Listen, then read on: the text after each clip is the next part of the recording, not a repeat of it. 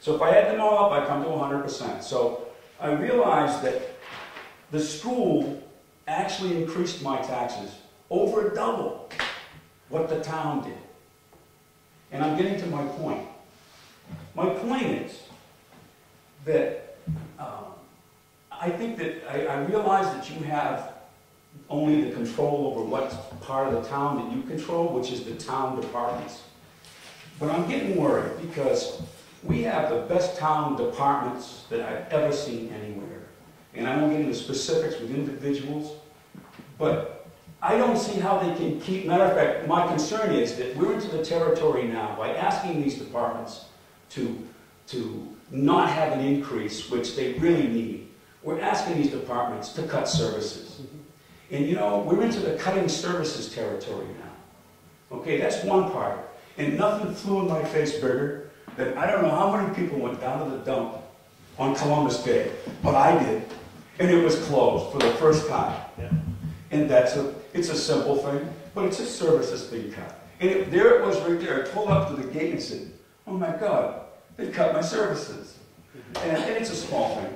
But I think you can bring your kid to the beach and there's no lifeguards. There's no lifeguards, and that's more services. That's right, and that's another thing that's cut. And you know, it's difficult for me because on one hand I applaud you doing your best to try to keep my taxes down, and I'm not advocating that you increase them. But on the other hand, I think we're getting into territory here that I think people need to know that, or maybe they need to let you know, that I'm not so sure I'm comfortable with having you cut my services. You know, I want you to keep my taxes down. But the last point I want to make is, you know, as I mentioned, our departments, and I mean, it's a small town, and you meet people in these departments, whether it's the town hall, the transfer station, the road crew, whoever, rec department. You know, I sympathize with these people. How do these people feel when they see other people who are in the tax rate getting significantly more increases in pay and benefits? And, you know... Back up on the benefits first. Okay, well, I work in the private sector.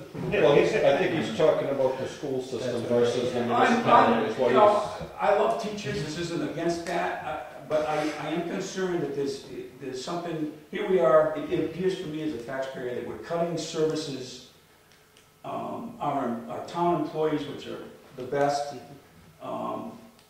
you know, how much, you know, they feel, or you know, I mean, how would, it's just difficult for me. I empathize with them. We do have a fantastic group of people working for this community, and the town services are second to none as far as I'm concerned, and the ones I've been to. The thing that worries me the most, Jim, is the fact that we're letting our infrastructure down. And that scares me more than anything, because if you build it, you've got to maintain it. And we're letting that get seriously in jeopardy. You know, we're not redoing roads. I mean, you take a look at some of the state roads, they might as well start mowing between the lines, because you know, there's grass growing everywhere. And that's gonna really, whoever's the next governor, I don't envy him, because you know, this governor's looked good, but you know what? He's put off a lot of things, and it's going to come back to haunt the state in a little while. I worry about that happening to us as well. The employees, I think, are treated fairly. They, you know, there's a decent salary out there. The school system is a separate government, so it's under different control, and it has different parameters it follows by. So it's tough to compare. It's not really, I should say, oranges to oranges. I understand that. When you look at the deliberative session, and we're talking $1 million, $2 million here, and you're talking $7, $8 million there, 100 people here, 3 people there. Right. That's on a good day. Maybe there's 10 people there. It's just not well attended. And that's an issue that I think perhaps with, maybe I'm here trying to help educate myself, and maybe some other people can get educated, but you know, it looks like there are other areas that you don't have control of that people need to get more involved in. And you know, I'm just concerned that, I guess my question to you, or what I would ask you to do, is please find the balance okay? It's gonna be, that's a hard task, because, you know, I had this conversation over weekend breakfast with one of the citizens in town. I said, you know, that we're at a point where you know, we've cut that budget up pretty tight. I said, it's gonna come to a point where the people in this town need to decide what services they actually want. Yep. And that they're gonna have to, like, vote down budgets or whatever, if they're not satisfied with. Like Peter's saying, roads have definitely, when I first came on as a selectman, we were doing like 3 or 4 roads a year. Cost of asphalt's gone up, all that stuff's gone up. We just barely scrape off one now. You know, so that's, you know, starting to show its wounds now. But you know, it's a double-edged sword too, because, you know, if we maintain a budget and then all of a sudden the bubble bursts and all these property values go up, and if we maintain, like you're saying, this increase, you'll see the taxes go up. They're going to go up significantly if we have a big bubble burst and the real estate market goes through the ceiling. You know, right now we're all kind of living at a comfortable level, and it's tough.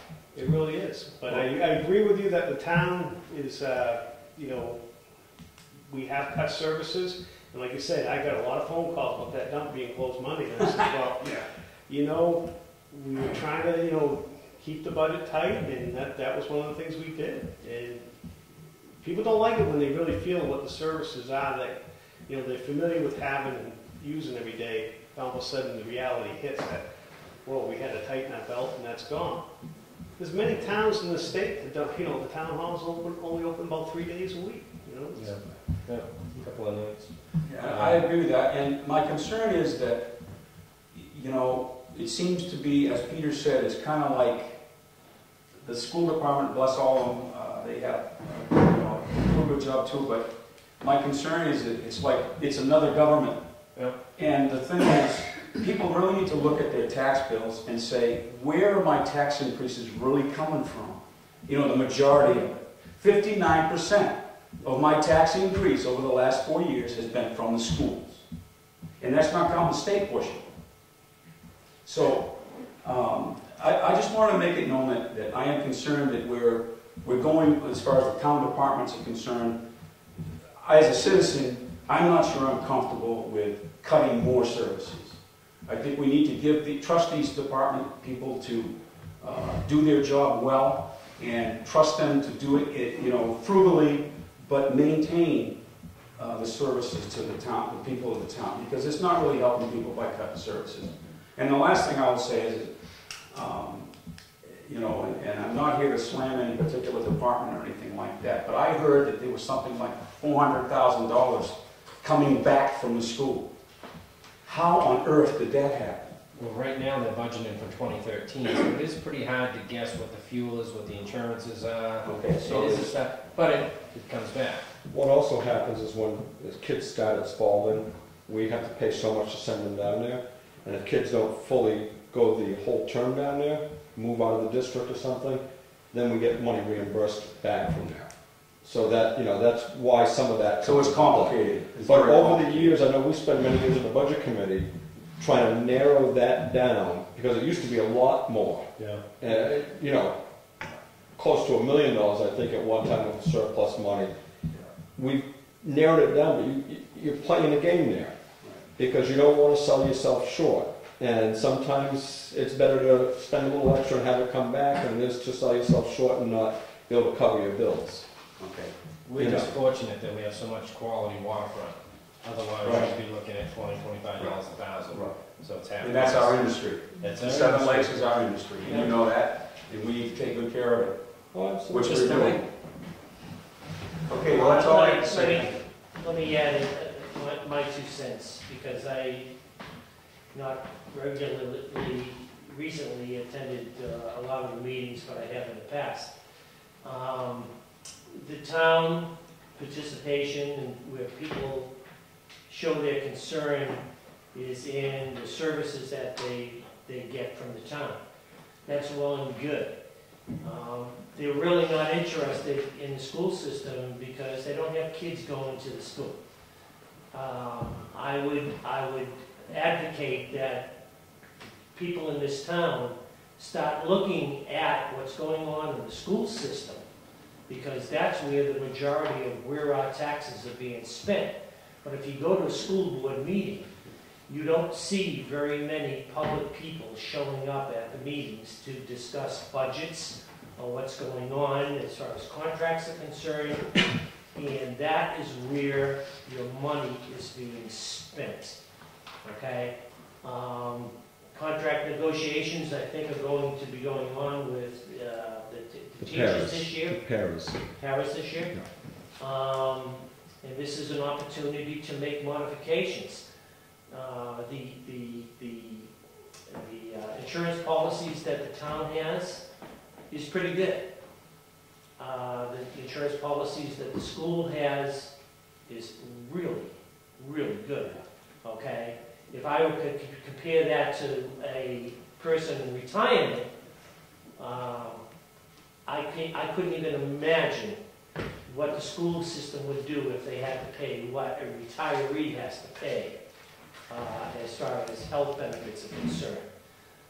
I think they've got a pretty good deal. You know, they say, well, teachers don't get paid enough. Well, if you look at what they get paid based upon a 186 hour day year,